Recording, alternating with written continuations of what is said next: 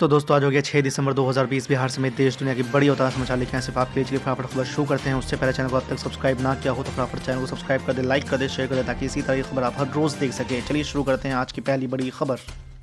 नए कृषि कानूनों के विरोध चल रहे प्रदर्शनों को लेकर बने गतिरोध को तोड़ने की कोशिश में शनिवार को केंद्र सरकार और किसान नेताओं के बीच पांचवें दौर की बातचीत बिना किसी नतीजे के खत्म हो गई। अब दोनों पक्षों में छठे दौर की वार्ता 9 दिसंबर को होगी। इस दौरान सरकार ने आंदोलनकारी किसानों के प्रतिनिधियों से कहा है कि उनकी चिंताओं पर ध्यान दिया जा रहा है, लेकिन किसान संगठनों के नेता कानूनों को निरस्त करने की अपनी मांग पर अड़े हुए हैं और उन्होंने बातचीत बीच में छोड़ने की चेतावनी दी। हालांकि सरकार किसान नेताओं को वार्ता जारी रखने के लिए मनाने में सफल रही है। आपको बता दें किसानों का दावा है कि इन कानूनों से मंडी और न्यूनतम समर्थन मूल्य की व्यवस्था समाप्त हो जाएगी। आपको बता दें कि दोपहर 2:30 बजे शुरू हुई बैठक जब चाय ब्रेक के बाद दोबारा शुरू हुई तो किसान नेताओं ने चेतावनी दी कि यदि सरकार सितंबर में लागू तीनों कृषि कानूनों को वापस लेने के बारे में नहीं सोच रही है तो वह बैठक छोड़कर चले जाएंगे। आज की दूसरी बड़ी खबर, किसान आंदोलन को लेकर सियासी पारा गर्म है। ऐसे में किसानों के मुद्दे पर कल राष्ट्रीय जनता दल ने एक दिन के सांकेतिक धरने का ऐलान किया था। बिहार के नेता प्रतिपक्ष तेजस्वी यादव ने घोषणा की थी शनिवार सुबह 10 बजे से 2 बजे तक पटना के गांधी मैदान के अंदर सांकेतिक धरने पर बैठेंगे। फिलहाल इस वक्त किसान आंदोलन के मसले पर नीतीश कुमार को चैलेंज करते हुए तेजस्वी यादव पटना के गांधी मैदान में धरना देने पहुंच गए थे। उनके साथ आरजेडी कार्यकर्ता के साथ कांग्रेस के भी लोग मौजूद थे। आपको बता दें कि इससे पहले उन्होंने नीतीश कुमार को चैलेंज करते हुए ट्वीट किया था और लिखा था कि नीतीश जी वहां पहुंच रहा हूं, रोक सको तो रोक लीजिए। आपको बता दें कि इससे पहले जिला प्रशासन ने आरजेडी को गांधी मैदान के अंदर धरना प्रदर्शन करने की इजाजत नहीं दी थी। प्रशासन का कहना है कि गांधी मैदान धरना प्रदर्शन के लिए निर्धारित जगह नहीं है। महामारी के कारण गांधी मैदान सुबह 6 बजे से 10 बजे तक मॉर्निंग वॉक से आने वाले लोगों के लिए खोला जाता है, उससे के बाद बंद कर दिया जाता है। आज की तीसरी बड़ी खबर, कांग्रेस के पूर्व अध्यक्ष राहुल गांधी पर राष्ट्रवादी कांग्रेस पार्टी प्रमुख शरद पवार की टिप्पणी से नाराज कांग्रेस पार्टी ने महाराष्ट्र सरकार में अपनी सहयोगी दलों को चेतावनी दे दी है। कांग्रेस ने शनिवार को दो टूक कहा है कि अगर राज्य में स्थिर सरकार चाहते हैं तो पार्टी के नेतृत्व पर टिप्पणी करने से बचें। महाराष्ट्र कांग्रेस के कार्यवाहक अध्यक्ष यशोमती ठाकुर ने यह चेतावनी दी है। ठाकुर महाराष्ट्र सरकार में मंत्री भी हैं। आपको बता दें कि ठाकुर की यह चेतावनी राष्ट्रवादी कांग्रेस पार्टी के प्रमुख शरद पवार के उस बयान के बाद आया है जिसमें उन्होंने राहुल गांधी के नेतृत्व में स्थिरता का अभाव बताया था। आपको बता दें कि पवार ने यह टिप्पणी मराठी दैनिक लोकमत को दिए एक इंटरव्यू में कहा था। आज की चौथी बड़ी खबर, समाजवादी पार्टी के राष्ट्रीय अध्यक्ष अखिलेश यादव ने कहा है कि हवाई पुल बांधने में भाजपा का कोई जवाब नहीं है। सरकार के 4 वर्ष होने को है लेकिन अभी तक जनता का कोई भी अपेक्षित परिणाम हासिल नहीं हो सका, फिर भी खोखली उपलब्धियों को ढिंडोरा पीटे जा रहे हैं। आपको बता दें कि अखिलेश यादव ने शनिवार को जारी एक बयान में कहा है कि मुख्यमंत्री के माने तो प्रदेश में रोजगार जगह जगह बिखरा हुआ है। जब लॉकडाउन की हालत थे, रोजगार बंदिशों का शिकार था, फैक्ट्रियों में छटनी हो रही थी और लोग अपनी अपनी जान बचाकर सर पर गठरी लादे मासूम बच्चों और गर्भवती महिलाओं के साथ पैदल, रिक्शा, ठेला या किसी भी साधन से पलायन कर रहे थे। तब भी आपदा में अफसर का खूब बहाना चला। आज की पांचवी बड़ी खबर, हैदराबाद के निकाय चुनाव में भारतीय जनता पार्टी के शानदार प्रदर्शन पर केंद्रीय गृह राज्य मंत्री किशन रेड्डी ने शनिवार को खुशी जताई है। किशन रेड्डी ने कहा है कि यह भाजपा की नहीं हैदराबाद के लोगों की जीत है। हैदराबाद के लोगों ने अपना समर्थन देकर भाजपा को अपना आशीर्वाद दिया है। साथ ही आपको बता दें किशन रेड्डी ने तेलंगाना में अगले विधानसभा चुनाव में बीजेपी की सरकार बनाने का दावा भी किया है। उन्होंने कहा कि तेलंगाना में आने वाले विधानसभा चुनाव में बीजेपी सरकार बनाएगी। हम ये बात पिछले कुछ समय से कहते आ रहे हैं। उन्होंने कहा कि हमने ऐसे स्थानों पर भी जीत हासिल की है जहां वोटों का ध्रुवीकरण नहीं हुआ है। उन्होंने कहा कि केंद्रीय गृह मंत्री अमित शाह, भाजपा के राष्ट्रीय अध्यक्ष जेपी नड्डा और उत्तर प्रदेश के मुख्यमंत्री योगी आदित्यनाथ ने प्रचार किया जिसका फायदा पार्टी को मिला है। रेड्डी ने कहा है कि यह मानना सही नहीं है कि हम वोटों के ध्रुवीकरण के कारण जीते हैं। हम ऐसे स्थानों पर भी जीते हैं जहां वोटों का ध्रुवीकरण नहीं हुआ है। आज की छठी बड़ी खबर, हैदराबाद नगर निगम चुनाव में 86% रहा ऑल इंडिया मजलिस इत्तेहादुल मुस्लिमीन का स्ट्राइक रेट। अब किंग मेकर की भूमिका में है असदुद्दीन ओवैसी जी। आपको बता दें कि जीएचएमसी की कुल 150 सीटों पर 1 दिसंबर को हुए पार्षदों के चुनाव में राज्य की सत्ताधारी टीआरएस 56 सीटों के साथ सबसे बड़ी पार्टी बनकर उभरी है, लेकिन उसे बहुमत हासिल नहीं हो सका है।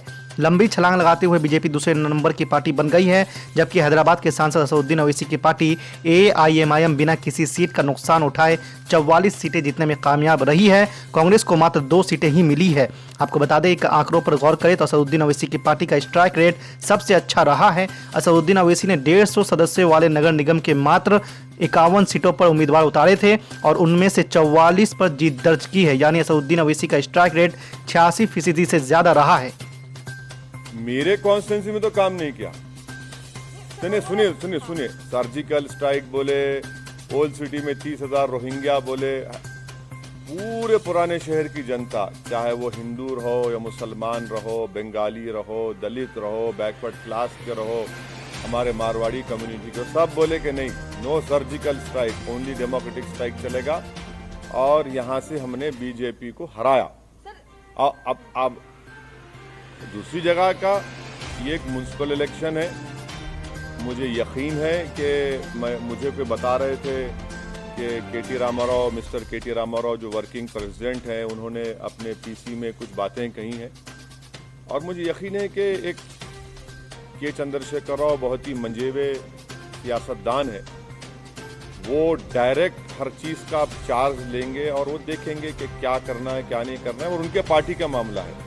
अब जहाँ तक बीजेपी का मामला है, वो तो यही बात करते आएगी ना कि रोहिंग्या, बांग्लादेशी, अफगानी और सर्जिकल स्ट्राइक, जिन्ना, तो ये सब रिजेक्ट हो गया। जिसको जिन्ना बोले, पब्लिक बोली जिन्ना नहीं, वो हमारा जीना मरना हमारा एतमाद हम पर किया, हम वोट दिया। तो ये तो चलता है। बीजेपी की अपनी लैंग्वेज कहाँ बदलेगी बीजेपी?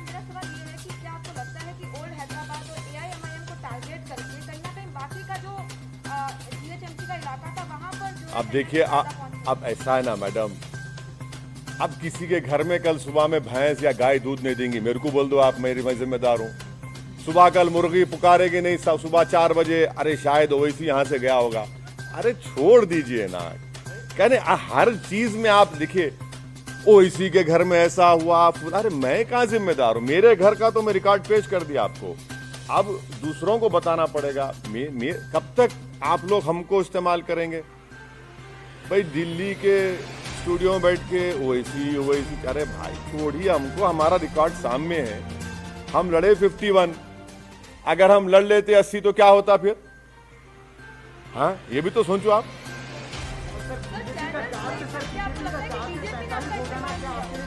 हाँ बोलिए, एक मिनट जहाँ MIM का कैंडिडेट नहीं था, वहाँ ओवैसी और MIM को टारगेट कर रही है, और ये स्टेटमेंट उसको मिला। क्या आपको नहीं लगता है इस तरह से करके पोलराइज किया? अरे आप, मेरे को एक बात समझ में नहीं आ रही, आप कब तक मेरा नाम लेते रहेंगे? माने बीजेपी आपको नहीं, आप माशाल्लाह से आप अनबायस से, मेरे को मालूम नहीं, मगर कब तक मेरा नाम लेंगे आप? भाई मेरा नाम कब तक लेंगे? भाई वहां पर जब 51 सीट्स में अगर मैं 44 जीत रहा हूं, आप मेरा नाम क्यों लेंगे? भाई मुझसे पूछिए ना कि आप 7 सीट पर क्यों हारे, वहां पर कितनी जगह और बीजेपी जीती, बता दीजिए। हम बोलने तैयार है आपको, मगर हर जगह पर असदुद्दीन ओवैसी, MIM करना गलत है। वो नहीं, मैं जो भी कर रहे हैं वो गलत है, और अगर कर भी रहे हैं तो उनका नेगेटिव वोट है, वो कभी भी चेंज हो जाएगा, देखना आप। अरे उनको बोलने दो। हमारे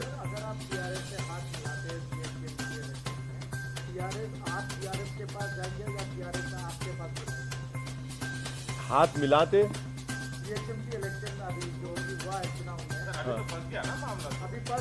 फंस गया। हाँ